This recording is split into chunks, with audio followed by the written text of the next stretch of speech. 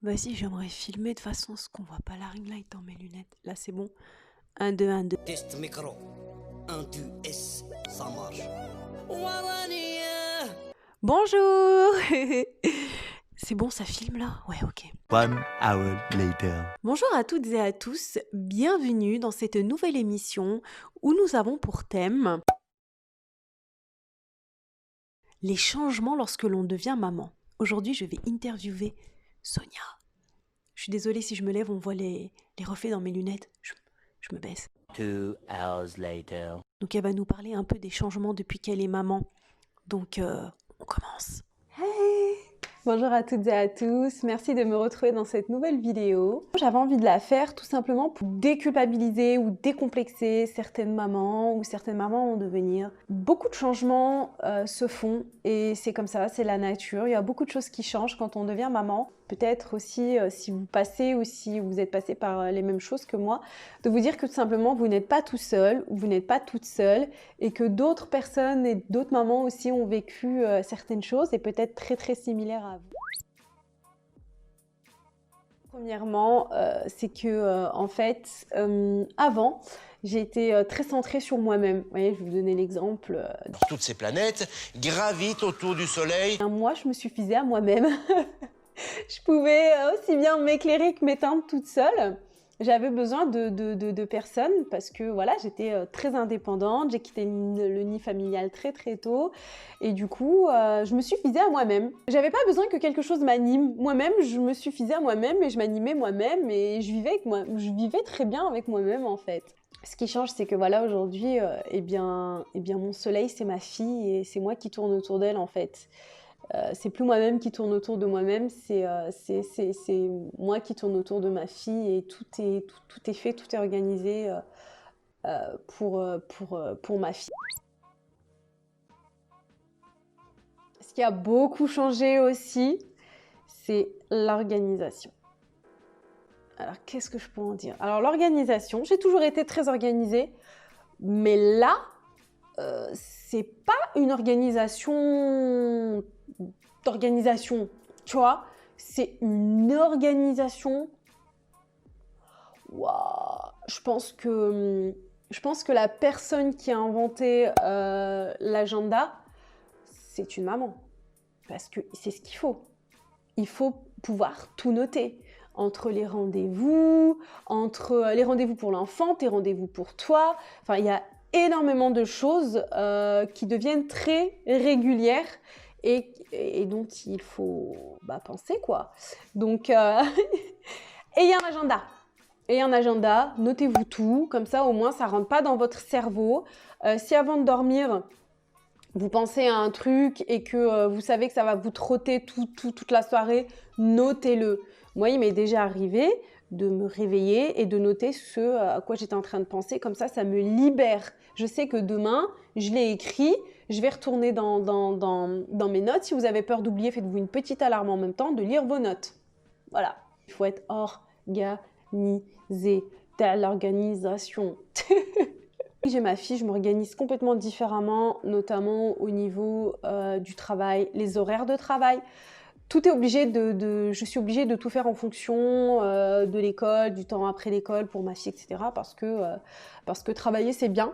Il faut pouvoir travailler pour pouvoir offrir des choses à son enfant. Mais j'estime que si j'ai fait un enfant, c'est pas l'enfant qui doit pâtir de ça en fait. Donc à moi de m'organiser pour avoir du temps pour elle, que ce soit le matin ou le soir ou voilà. Donc du coup, je dois m'organiser en fonction d'elle, que ce soit pour mes recherches de travail, pour aller faire les courses, pour voilà, je veux toujours m'organiser de façon que les activités soient plaisantes aussi pour ma fille. Je peux pas faire qu'en fonction de moi. Je vous donne un exemple. Je me lève à l'arrache le matin, je lave mon visage, je brosse mes dents, je pars en pyjama faire les courses, je m'en fiche. Là, on peut plus s'organiser comme ça. Quand on a un enfant, on doit se lever plus tôt parce que l'enfant doit manger. On doit quand même l'habiller, on doit le préparer. On doit lui aussi lui laver le visage, lui laver les dents. Ensuite, il y a toi et ensuite tu pars. Donc au final, le truc que tu faisais en 15 minutes avant, maintenant ça va peut-être te prendre 1 heure, 1 heure et demie, quoi. Donc, organiser aussi son temps par rapport à son enfant afin de lui faciliter aussi la journée, pas le stresser, le mettre dans le speed dès le matin. L'un des plus gros changements, parce qu'il y en a eu deux, donc ça va être le point juste après, mais mon corps. Mon corps, la vision de moi-même a beaucoup changé. Juste avant de tomber enceinte, j'avais déjà pris de bonnes tailles. Donc à savoir que quelques années avant de tomber enceinte, je faisais un 36. J'étais toute mince, j'ai jamais eu de ventre, j'avais un ventre tout plat, j'avais une peau parfaite. Quand je parle de ça, je veux dire qu'en fait j'ai jamais eu d'acné. Et pendant ma grossesse, j'ai fait de l'acné hormonal, j'ai pris 30 kilos pendant ma grossesse. Donc j'ai énormément changé au niveau du corps. J'ai plus du tout la même peau, les mêmes cheveux, le même corps qu'avant ma grossesse. Donc il a fallu tout revoir. Toutes les routines skincare, toutes les routines make-up, la routine par rapport aux cheveux. Je fais pas partie de ces femmes qui, lorsqu'elles ont accouché, ont perdu tout leur poids. Pas du tout. Je suis ressortie avec le même poids que je suis rentrée. Donc, soit il y a eu un problème lors de ma dernière pesée avant l'accouchement, soit je ne sais pas.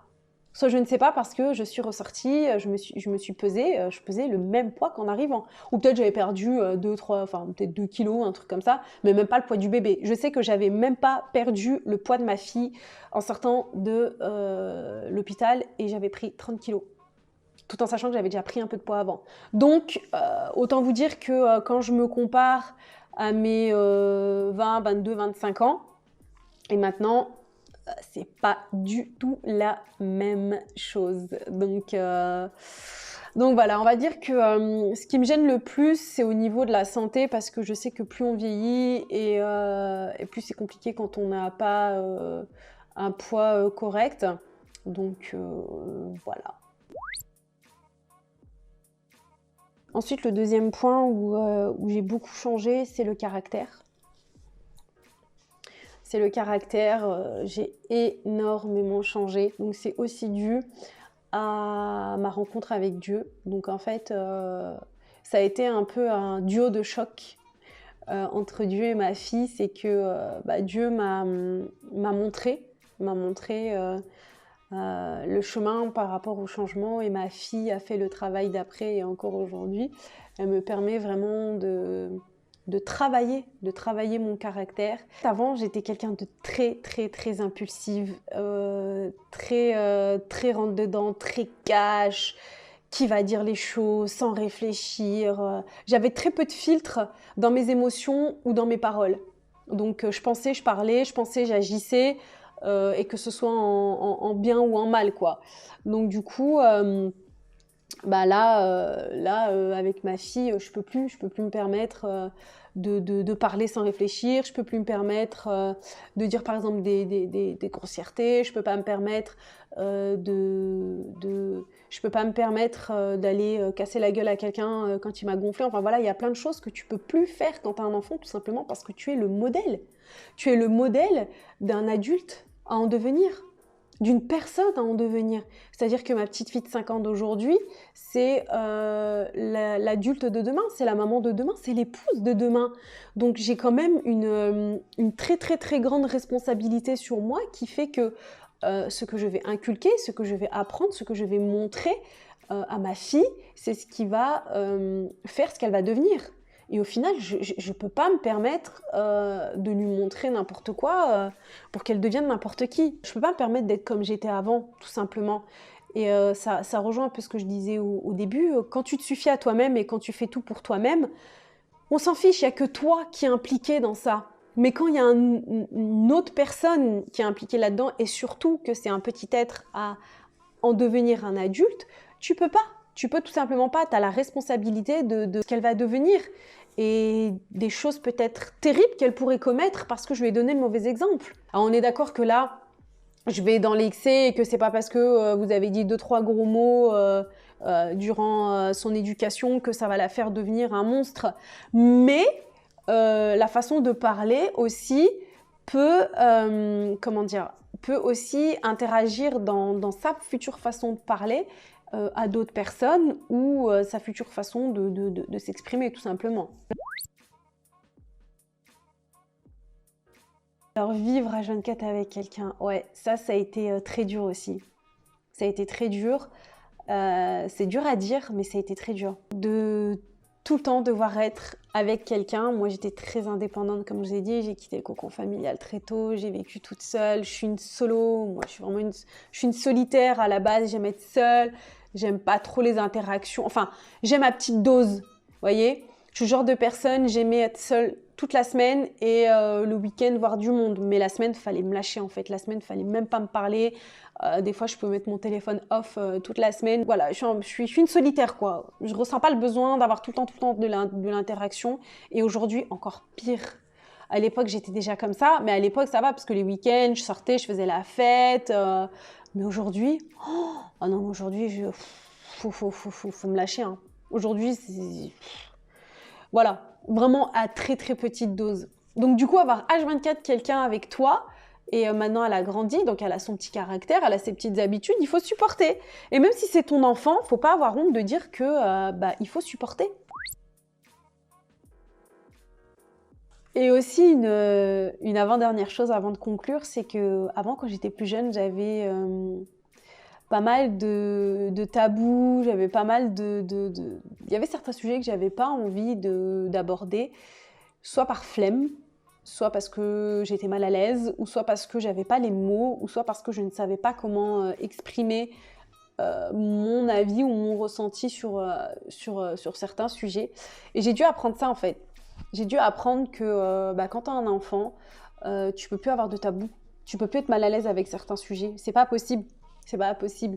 Et Dieu merci, vraiment, je me suis complètement libérée par rapport à ça. J'ai désacralisé beaucoup de sujets, ce qui a permis notamment récemment à ma petite fille de me confier quelque chose qui s'était passé à l'école sur les dires d'un de ses camarades et directement m'en a parlé le soir. Et j'étais tellement fière qu'elle me dise voilà, on a une relation de confiance. Je devais t'en parler, voilà, de désacraliser certains sujets et de pouvoir en parler à ma petite fille, ce qui fait que lorsque elle est face à ça, c'est pas inconnu, de 1, elle sait comment réagir, de 2, et elle vient m'en parler, de 3. Je parle notamment de la sexualité. Je ne vais pas lui parler de la sexualité comme 2 adultes échangeraient là-dessus, mais je lui en parle de façon claire et nette. Qu'est-ce qui est possible et qu'est-ce qui n'est pas possible sur ton corps ou sur le corps des autres. Que ce soit une femme ou un homme, je veux qu'elle comprenne qu'il y a certaines choses qu'elle ne doit pas faire, qu'on ne doit pas lui faire faire, dont elle ne doit pas être témoin. Et voilà, qu'elle sache comment réagir face à quelle situation. Je veux jamais qu'elle se retrouve dans une situation pour laquelle on n'a jamais discuté de ça, elle est complètement novice et ça va peut-être lui paraître complètement normal alors que c'est quelque chose de complètement grave. Vous voyez où je veux en venir ? Je veux pas qu'un jour elle soit témoin de quelque chose ou victime de quelque chose ou à l'inverse qu'elle inflige quelque chose sans se dire que c'est grave. Parce que je ne lui aurais pas dit que c'était grave au préalable ou que ça ne se faisait pas ou qu'il faut faire différemment, etc. Donc, on est obligé de libérer la parole, on est obligé de libérer certains sujets aussi embarrassants que cela peut être. Mais sachez que si vous ne faites pas l'éducation de vos enfants, d'autres le feront. Ma fille est en maternelle, donc elle est dans son école, ils sont école primaire et maternelle mélangées. Donc des petites maternelles avec des grandes CM2 qui ont déjà des portables ou qui ont déjà accès à Internet pour certains. Je peux vous dire qu'ils sont déjà au courant dès maintenant de certaines choses. Ma fille revient en me posant des questions. Je me dis, c'est pas possible. En primaire, à notre époque, moi je joue au billes et au POG. Voilà, je suis d'une autre génération, ça va, jugez pas. On n'était pas du tout au courant de certaines choses. Déjà parce qu'il n'y avait pas Internet, parce qu'il n'y avait pas de portable, pas de réseau, pas du tout. Il n'y avait pas tout ce qui est colporté aujourd'hui, donc du coup il y a beaucoup de choses dont on n'était pas au courant. Aujourd'hui, ma fille de 5 ans est revenue me dire des choses, je me dis mais c'est pas possible quoi. Quand tu t'assois et que tous les soirs ou tous les matins où tu discutes avec ton enfant et qu'il te pose des questions, il faut que tu saches quoi répondre. Et de façon pédagogue et de façon compréhensible pour ton enfant. Donc là aussi où ma vision a changé, c'est qu'avant je voyais un enfant comme un enfant. Pourtant j'ai été une enfant. Je vois pas ma fille comme une enfant, quelqu'un qui a des sous-capacités ou qui va pas comprendre certaines choses. Je lui parle comme un être humain. D'accord? J'emploie des mots tout à fait normaux, tout à fait basiques pour qu'elle comprenne. De toute façon, je lui ai appris que si y a un mot qu'elle ne comprend pas, elle va me poser la question. Je ne comprends pas, qu'est-ce que ça veut dire ceci, qu'est-ce que ça veut dire cela?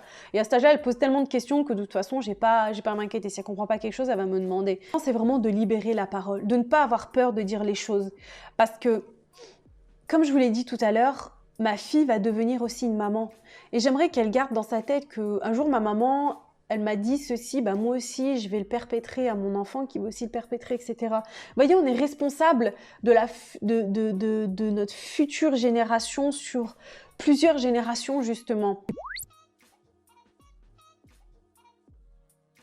Pour conclure, eh bien, je dirais que ma fille, c'est mes petits lampions, mes petites lumières sur mon chemin. Elle me montre la voie, elle me montre comment être meilleure. Elle fait en sorte que je devienne la meilleure version de moi-même. Et de ce fait, je mets tout en œuvre pour l'aider à devenir elle-même la meilleure version d'elle-même.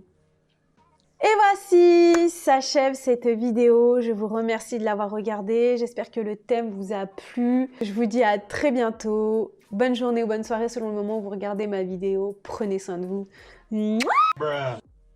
Je tiens à remercier Sonia pour cette petite interview et pour toutes ses réponses. Franchement, c'était top. Vraiment, حاجة le top.